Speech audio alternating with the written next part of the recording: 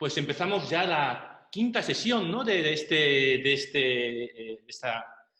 estas clases, de este curso bíblico. Y el tema de hoy lo he titulado, ahora le pongo títulos, La revelación continúa, el conflicto crece. Y vamos a hablar de los versículos 1 al 22 del capítulo 2 de Marcos. Y en esta sección, que no vamos a terminar hoy, pero que vamos bueno, de hecho empezamos la semana pasada, esta sección, que es una sección en la que hay un crescendo de tensión entre Jesús y sus oponentes, ¿no? En realidad hay un crescendo, hay un aumento a lo largo de 3 hilos del relato.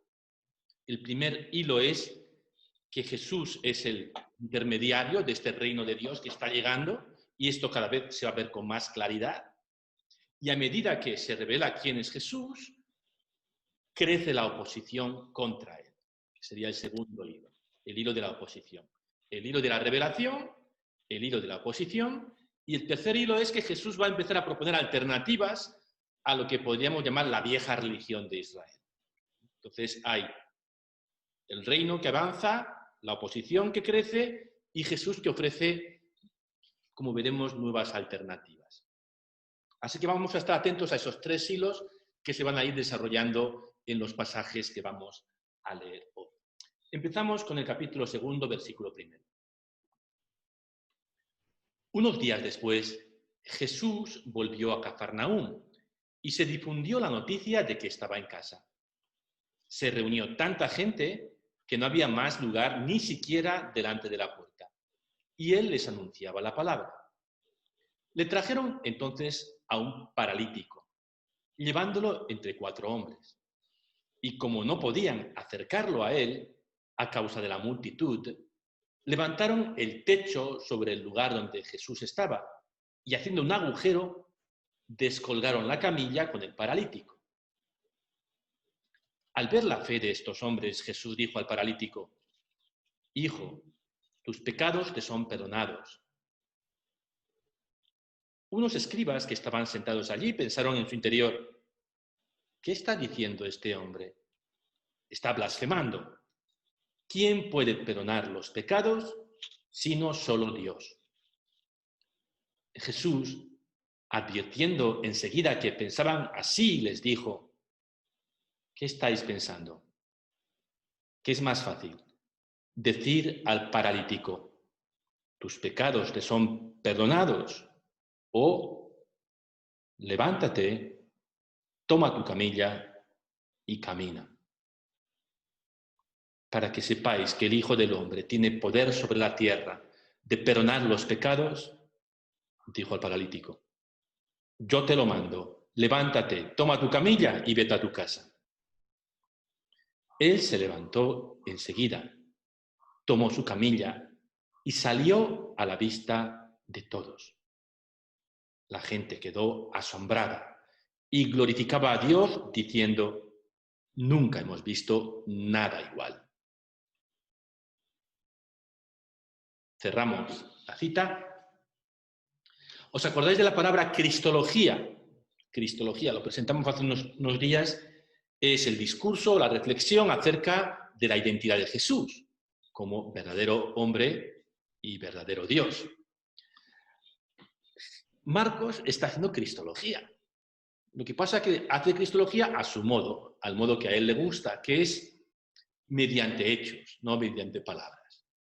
En vez de decirnos, como harán otros evangelistas, Jesús es el Hijo de Dios, o Jesús presentarse diciendo, yo soy el Hijo de Dios, eso no pasa nunca en Marcos. En Marcos Jesús nunca dice, yo soy el Hijo de Dios. Pero el evangelista Marcos retrata a Jesús, describe a Jesús haciendo cosas que solo Dios puede hacer. Y así hace cristología, nos dice quién es Jesús, como verdadero hombre y verdadero Dios. Jesús perdona como solo Dios puede perdonar. Perdonar, aquí por lo menos, perdonar no es decir te perdono. No es una cuestión solamente verbal o nominal, Perdonar, en este contexto, perdonar como perdona a Dios, es iniciar un proceso de curación de las heridas que el pecado ha causado. Pecar es hacer algo contra los demás, contra Dios, contra uno mismo. Pecar es negarse a la voluntad de Dios, que quiere que seamos felices, pero felices no disfrutando cada uno de lo suyo, sino felices compartiendo con otros, ¿no? Entonces, pecar es cerrarse a esa confianza en Dios, cerrarnos a los demás, optar por una felicidad desde el encierro, desde el aislamiento, o por una supuesta felicidad, ¿no? Voy a estar seguro, voy a estar bien, yo, en mi casita, ¿no? Sin preocuparme, sin abrirme. Y cuando hacemos eso, que es pecar, pues eso tiene consecuencias. La primera consecuencia inevitable es el aislamiento, la tristeza, la soledad, la desconexión con los demás. Y eso va generando en uno y en el ambiente en el que vivimos, pues más rollo, que diríamos, ¿no? Complejos, adicciones, en algunos casos, ¿no? Es decir, toda esa maldad, toda esa enfermedad, ¿no? Hablado en sentido espiritual, que genera el pecado, el perdón de Dios empieza a revertirlo. Y si no se produce ese cambio, esa transformación, pues no es perdón de verdad. Pero el perdón de Dios, el perdón verdadero de Dios, que es el que está entregando Jesús a este hombre, sana. Y para mostrárnoslo, en este caso en concreto, este hombre se levanta, coge su camilla y echa a andar. Es decir, la irrupción del reino de Dios es el perdón de Dios. Dios perdona. Y el perdón de Dios no es solo una palabra o una cuestión legal o jurídica, sino el inicio de un proceso de curación, de sanación de las personas y también de las relaciones humanas. Y eso se visualiza en este pasaje, pues con la curación de este hombre. Jesús le dice, te perdono, pero es que además le cura. Y esto, siempre que el perdón es verdadero, es lo que sucede. Pero no todo el mundo está contento. Jesús perdona y cura, y hay gente que dice, uy, ¿quién es este, no? Que hasta perdona pecados, está blasfemando. Y aquí vemos muy claro, ¿no? Esos dos primeros hilos de los que os hablaba. Jesús se revela como el mediador del reino de Dios, como el que viene a traer el perdón de Dios, y hay gente que se alegra, la mayoría se alegra de que esto suceda, de que la gente se cure, de que la gente se sienta perdonada, pero hay un grupo que se opone a esta revelación de Dios como perdón. Y esos son aquí los escribas, ¿no? Vamos a seguir leyendo, porque veremos que este proceso, esta doble dinámica de creciendo, pues se va acentuando más y más. Voy a leer, versículo 13. Jesús salió nuevamente a la orilla del mar. Toda la gente acudía allí y él les enseñaba. Al pasar vio a Leví, hijo de Alfeo, sentado a la mesa de la recaudación de los impuestos, y le dijo, sígueme. Él se levantó y lo siguió. Mientras Jesús estaba comiendo en su casa, muchos publicanos y pecadores se sentaron a comer con él y con sus discípulos. Los escribas del grupo de los fariseos, al ver que comía con pecadores y publicanos, decían a los discípulos, ¿por qué come con publicanos y pecadores? Jesús, que había oído, les dijo, no son los sanos los que tienen necesidad del médico, sino los enfermos. Yo no he venido a llamar a los justos, sino a los pecadores. Cierro la cita. La misión de Jesús es invitar a todos al reino de Dios. Hemos visto cómo los enfermos buscaban a Jesús para curarse. Pues bien, en el caso de los pecadores, es Jesús quien va a buscarlos. Es importante que entendamos bien quiénes son los publicanos o recaudadores de impuestos. Pues era gente que recaudaba impuestos, ¿no? Solo que la situación es distinta de lo que sucede hoy en los países democráticos, ¿no? Donde se supone que los impuestos sirven para sufragar las necesidades, en principio, del bien común y del Estado. Hospitales, carreteras, esas cosas, ¿no? Bueno, en principio. En aquella época, en Galilea, los impuestos eran para Herodes, que era un tipo cruel, sanguinario y al servicio de los romanos. Y si vivías más al sur, en Judea, los impuestos iban directamente a los romanos, que era gente que estaba explotando tu país y no iban a construir ni escuelas ni carreteras con ese dinero, sino alimentar su administración, su ejército y los lujos de la clase dirigente. Así que la figura del publicano era una figura odiada. Un poco, si habéis visto pelis de la Segunda Guerra Mundial, ¿no? Sería la figura del colaboracionista, ¿no? Estamos en Francia durante la guerra, los nazis mandan y hay franceses que en vez de apuntarse a la resistencia y luchar contra los malos, pues aprovechan la situación para enriquecerse o por lo menos para sobrevivir. Esa figura odiosa del colaboracionista, pues eso sería el publicano, ¿no? El tipo que está utilizando la situación para medrar o por lo menos para sobrevivir, ayudando al enemigo. Así que la gente odiada, y podríamos añadir, y con razón. Y eran pecadores en ese sentido, no porque la gente era gente viciosa o que se dedicara a montar orgías, ¿no? Aunque, bueno, cuando uno está rechazado, se siente rechazado y avergonzado, comete excesos en esos ámbitos, ¿no? Pero bueno, no eran pecadores por eso, sino eran pecadores porque estaban ayudando a los enemigos del pueblo de Dios, por tanto estaban ayudando a los enemigos de Dios. Y Jesús no solamente llama a uno de ellos, en el acto de que estaba recaudando impuestos en su mesa, ¿no? a seguirle.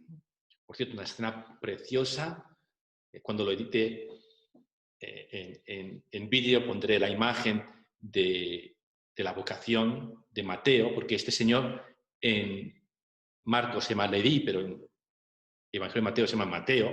Hay un cuadro precioso en Roma de la vocación de Mateo, o de Leví en este caso, de Caravaggio. Pues Jesús llama a Leví y luego se va a la fiesta de despedida que este tío monta con sus amiguetes, los otros publicanos, ¿no? Esto es como si Jesús se apuntara. Bueno, estas Navidades no va a haber cenas de empresa, pero imaginemos que hay cenas de empresa, que hasta la pandemia, a la cena de fin de año de una clínica abortista. Es el equivalente a eso. Es decir, Jesús se apunta a comer con la peor gente. Y los fariseos, pues se escandalizan. Bueno, es la primera vez que aparecen los fariseos en esta historia de Marcos, así que voy a hacer un inciso para hablar sobre ellos, para hablar de los fariseos. Y para hablar de los fariseos, vamos a echar mano de un historiador judío del siglo I que se llama Flavio Josefo. Flavio Josefo es nuestra mejor fuente de información fuera del Nuevo Testamento sobre qué pasaba y cómo se vivía y qué pasó y qué acontecimientos importantes hubo durante la época de Cristo. Y era un tipo peculiar. Flavio Josefo nació como Josefo ben Matatías, un aristócrata de Jerusalén, un tío con un buen apoyo familiar. Es un hombre que cuando se declara la guerra contra los romanos en el 66, y recordemos que esa guerra termina en el año 70 con la destrucción de Jerusalén, Flavio Josefo, los rebeldes, le nombran general y le mandan con las tropas rebeldes judías, claro, contra Roma, a Galilea a luchar. Y en la primera confrontación que tiene este hombre con el ejército romano, se pasa de bando para salvar su vida. Y se convierte en un asesor, un esclavo, un asesor del general Vespasiano, que era el comandante de las legiones que estaban tratando de invadir Jerusalén y Israel y que terminarían ganando la guerra. Bueno, pues Flavio Josefo se convierte en miembro de la familia Flavia, que es la familia de Vespasiano, su hijo Tito y Domiciano, familia que llegaría a ser 3 emperadores a Roma, pues está como integrado en esa familia, por eso se llama Flavio Josefo. Es que los esclavos, cuando quedaban liberados, quedaban como parte de la familia extensa de los antiguos amos, ¿no? En fin, que Flavio Josefo, cuando ya está en Roma, medio retirado y tal, pues escribe una serie de libros sobre la historia de Israel, incluso un relato bastante detallado de la guerra. Y ahí, en una de las páginas de estos libros que escribió Flavio Josefo, encontramos una información muy interesante. Él habla de que en Israel, en la época de Cristo más o menos, había 3 filosofías. Él utiliza la palabra filosofía, está escribiendo en griego. Lo que quiere decir es que como que hay 3 movimientos ideológicos dentro del judaísmo, o 3 grupos de opinión, o 3 corrientes de opinión dentro del judaísmo que estaban organizados y que se podían distinguir, ¿no? Y que estos 3 grupos son los fariseos, los saduceos y los esenios. Y que en los años 50 surgió una 4ª filosofía, que son los celotas. Y los celotas eran pues, lo que hoy llamaremos terroristas, ¿no? Gente que se dedicaba a asesinar romanos y gente a llegar a los romanos y a meter terror y a causar pues, desequilibrio en la sociedad para provocar la guerra. Y lo consiguieron. Consiguieron provocar una guerra contra los romanos en el 66, guerra que terminó en desastre. Los celotas. En principio, los celotas no existen todavía como grupo organizado, según Flavio Josefo, en tiempos de Cristo, pero puede ser que ya hubiera grupos violentos que estuvieran pues, en esa línea, ¿no? Vamos a hablar de las otras 3 filosofías. Saduceos. Los saduceos eran un grupo pequeño, formado básicamente por sacerdotes. Recordemos que sacerdotes solo había en el templo de Jerusalén, que era gente con mucho dinero. Entonces los sacerdotes, algunos sacerdotes o muchos sacerdotes pertenecían a este grupo, los saduceos. Y los saduceos eran en lo teológico muy conservadores.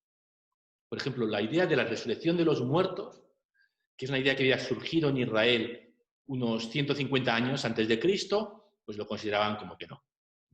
Te morías, se acabó, no había resurrección de los muertos. Ni creían en la existencia de ángeles, ni aceptaban como parte de la Biblia otros libros que no fueran el Pentateuco. Su Biblia, solamente 5 libros, los 5 libros de la Torá del Pentateuco, pero nada más, ni los profetas ni los escritos. En lo político, pues eran a favor de un cierto entendimiento con los romanos. Eran la gente que más tenía que perder si la cosa se desmandaba, ¿no? Entonces, los saduceos, realpolitik, que se decía antes. Una política realista, de contención con los romanos. Los saduceos. Los esenios. Los esenios eran los más radicales. Esta gente decía que el sistema estaba corrompido, que Dios ya no aceptaba los sacrificios en el templo, entonces pues, se marcharon al desierto, por lo menos un grupo, que sepamos, y montaron un monasterio. Monjes, célibes, viviendo en oración, en el desierto, y bueno, pues allí estaban, como un poquito separados de la sociedad. Parece ser que otros grupos esenios estaban más metidos en la sociedad, ¿no? Pero este es un grupo muy interesante porque no aparecen nunca en el Nuevo Testamento, ni una sola vez. Pero en 1947 se empezaron a encontrar manuscritos de su biblioteca que ellos escondieron en cuevas en el desierto cuando estalló la guerra. Cuando estalló la guerra de los romanos, a finales de los 60, esconden su biblioteca en varias cuevas, parece ser que en 11 cuevas, y desaparecen. Y abandonan su monasterio. Y ese monasterio, que se llama Monasterio de Qumran, o las ruinas de Qumran, ha sido excavada exhaustivamente por los arqueólogos a partir de los años 50, ¿no? Es uno de los sitios que hay que visitar cuando se va a Israel, las ruinas de Qumran, que no son nada espectaculares. El sitio sí, el sitio es bastante espectacular, se ve el Mar Muerto, el desierto y tal, pero las ruinas en sí son 4 piedras y, como casi toda la arqueología, es bastante poco espectacular, no es como Indiana Jones. Pero bueno, ahí está la información, que es lo que interesa a los arqueólogos, y esa valiosísima biblioteca. Segundo grupo. Tercer grupo son, y el más importante, los fariseos. Los fariseos se aparecen muchísimo en los evangelios y fuera de los evangelios, y eran un grupo muy importante. En mayo del 2019 hubo en Roma, en la Universidad Gregoriana, un importante congreso, quizá el más importante congreso que se ha celebrado hasta ahora, sobre los fariseos y Jesús. Jesus and the Pharisees. Y yo asistí de oyente, vamos, de ponencia nada, no estaba ni a la altura de esa gente que vinieron de todo el mundo, de Harvard, de la Hill University, de Lovaina. Toda la gente que tenía algo que decir sobre los fariseos estaban ahí, financiados por los jesuitas, la Gregorian Foundation, la Conferencia Episcopal Italiana y la American Jewish Committee, el lobby, uno de los grandes lobbies judíos de los Estados Unidos. Hablando de los judíos, de los fariseos y de Jesús. Y era un congreso científico, un congreso académico, donde se supone que estaban buscando la verdad de quiénes fueron los fariseos y tal, pero también había una agenda política, ¿no? Y era mejorar las relaciones entre judíos y católicos, o por lo menos que en la predicación católica no se hablara mal de los judíos en general, lo cual pues, es una gran idea y algo por lo que apuesta también la Iglesia católica, también los judíos, ¿no? Y bueno, pues en ese congreso, que ya digo fue importante, pues la conclusión más o menos a lo que se llegó es que faltaban piezas del puzzle, que no era fácil describir quiénes eran los fariseos, puesto que eran bastantes y una cosa bastante compleja. En fin, que no, como en todos los congresos, ¿no? Que no se llegó a una conclusión así nítida entre líneas. Pero lo que está clarísimo, y no hacía falta un congreso para eso, es que es injusto decir que todo un grupo de personas, los fariseos, eran unos hipócritas. Que, por cierto, esta de las definiciones de fariseo en el diccionario de la Real Academia de la Lengua Española. Hipócrita. Y cosas peores. Si buscáis el diccionario de la RAE en internet, lo podéis mirar. Decir que todos los fariseos eran unos hipócritas es como decir que todos los curas son misóginos o que todos los políticos son unos corruptos, ¿no? O todos los historiadores son unos ratones de biblioteca.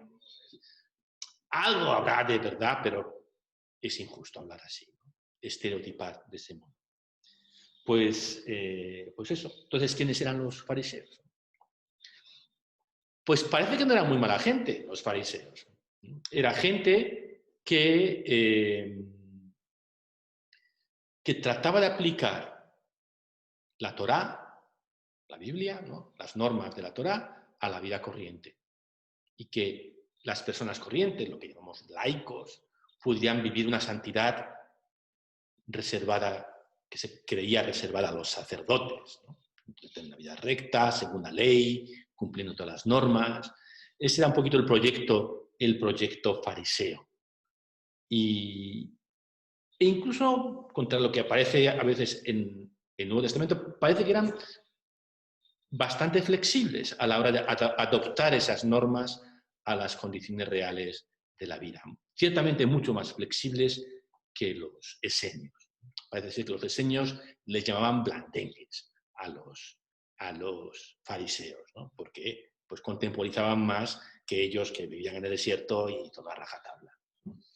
Así que, bueno, los fariseos. Los fariseos tienen mucha historia después.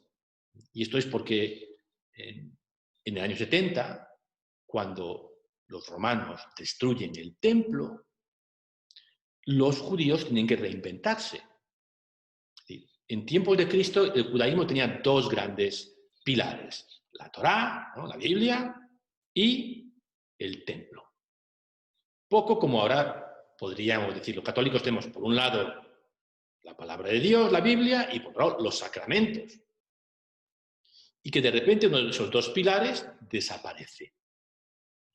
De repente los judíos se quedan sin templo, sin poder ofrecer sacrificios a Dios y sin país. ¿Y cómo vivimos ahora nuestra fe? Bueno, los que reinventan la religión judía después del desastre de 70 son los fariseos, o mejor dicho, los rabinos, que es como se autodenominan los nuevos líderes de Israel, los nuevos líderes religiosos de Israel, que se declaran herederos de la tradición espiritual farisea. Así que van a ser los rabinos los que organicen, esta vez en torno a las sinagogas, la forma nueva de vivir la religión, prescindiendo del templo, centrándolo todo en la comunidad que se reúne a escuchar la Torá en la sinagoga y a aplicar esa Torá a la vida cotidiana. Así que el judaísmo rabínico, que es el judaísmo que sobrevive, es el judaísmo actual, es una religión, en cierto modo, que no es posterior al cristianismo. Cuando el templo cae, hay dos grupos judíos que sobreviven al desastre. Uno de esos grupos son los fariseos, que se convierten en los rabinos. A Jesús le llamaban rabí, o sea que la denominación rabino era maestro, ¿no? Bueno, los rabinos, herederos de los fariseos, se convierten en los líderes de las sinagogas que mantienen viva la fe judía tras la destrucción del templo. Ese es un grupo. El otro grupo, ¿quiénes son? Los cristianos. Los cristianos es el otro grupo judío que sobrevive al desastre del 70. Con una estrategia diametralmente opuesta a la de los rabinos, a la del judaísmo rabínico. El judaísmo rabínico va a reforzar todas las señas de identidad étnica, como son el Shabbat, la comida kosher y la circuncisión. Y el cristianismo va a rechazar esas señas de identidad, se va a abrir a todos los pueblos, presentando a Jesús como su identidad, como su núcleo.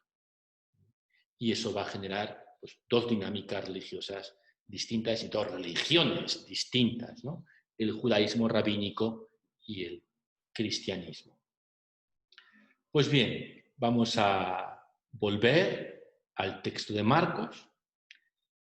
Algunos escribas del grupo de los fariseos, dice Marcos no generaliza, dice, algunos escribas del grupo de los fariseos se escandalizaron de esta apertura radical de Jesús a su comer, a Jesús que come con los publicanos, ¿no? ¿Cómo es posible, ¿no? ¿Qué hace este tío? Pero que no fuera mala gente, es que nosotros también nos escandalizaríamos, ¿eh? Quizás, si ante esta apertura radical de Jesús, ¿no? Bienvenidos todo el mundo al reino de Dios. Bien, seguimos leyendo.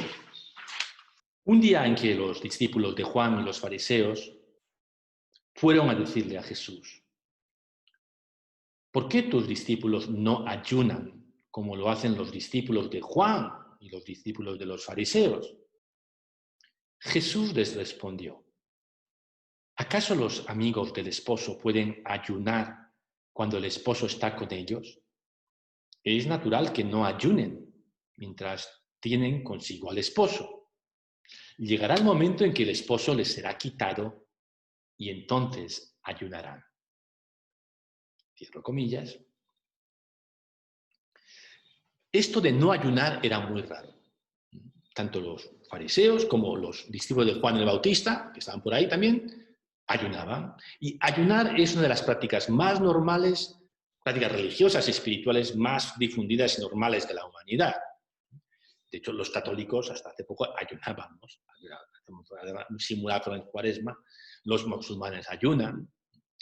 Y les llama la atención que Jesús no ayune, ni él ni sus discípulos. Digo, ¿por qué? ¿Por qué haces esto?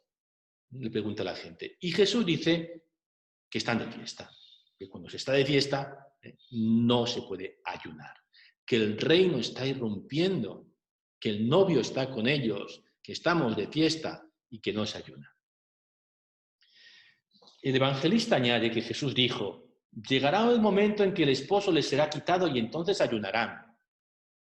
Y aquí hay un debate entre los exegetas, ¿no? ¿Esto lo dijo Jesús así de verdad o la comunidad se lo inventó después?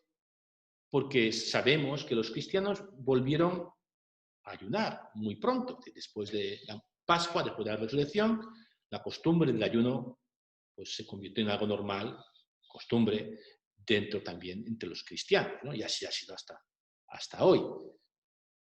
Y los cristianos dicen, bueno, es que ahora ya no está Jesús, entonces por eso ayunamos, ¿no? Esta profecía de Jesús de que llegará un momento en que el esposo le será quitado y entonces ayunará, o es algo que la comunidad ha introducido ahí en el texto. Un debate entre los exegetas. Lo cierto es que durante su vida Jesús no ayunó, y lo cierto también es que los primeros cristianos empezaron a ayunar pronto, después de la resurrección de Cristo.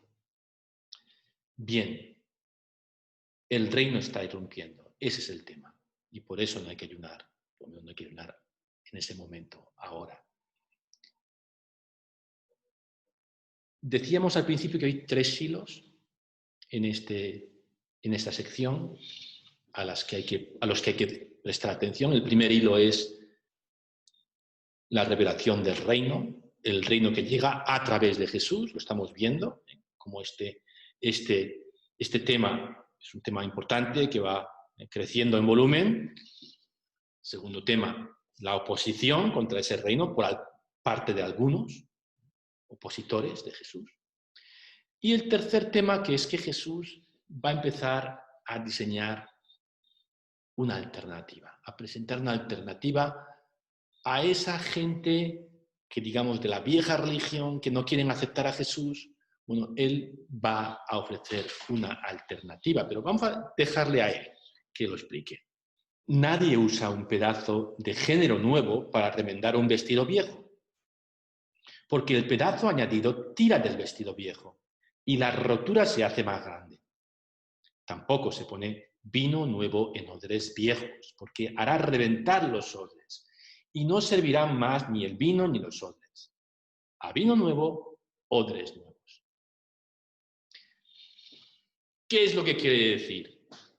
Que no basta una conversión del corazón o no basta una conversión individual, sino que hay que generar una nueva comunidad, unas nuevas estructuras, unos odres nuevos. Y a partir de ahora Jesús va a empezar a explicar en qué consisten esos odres nuevos. Pero eso será ya el tema de la próxima semana. Vamos con la pregunta para los pequeños grupos.